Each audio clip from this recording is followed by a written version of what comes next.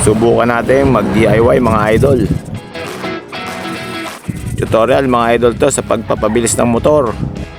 Linisin ang panggilid. At dapat bagong ligo. Magiging maganda kaya ang resulta ng aking ginagawa mga idol.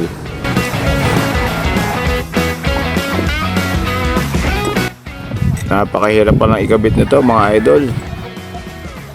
100% igagamitin mo para maikabit mo.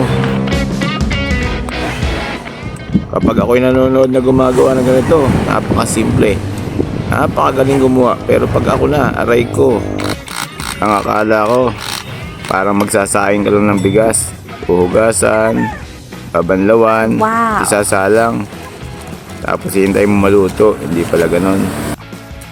Sa panahon ngayon, kung wala kang pera, wala kang pampagawa, kailangan ikaw gumawa.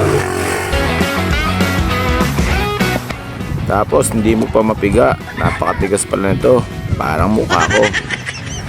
Hindi idol matigas mukha mo, makapal ang mukha mo idol. Hindi naman mga idol sa nagtitipid ako, talagang wala talaga akong pera. Naibili ko lang ng piyesa eh.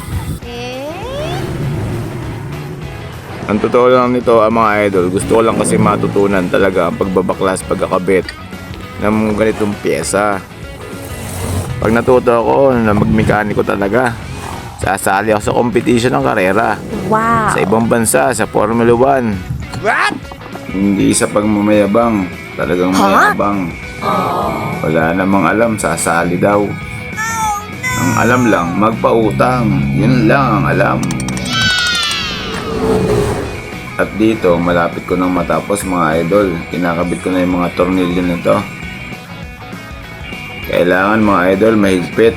Saka double check natin bago natin paandarin.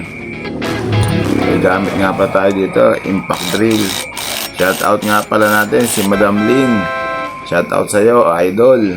Mag-iingat ka palagi dyan sa ibang bansa.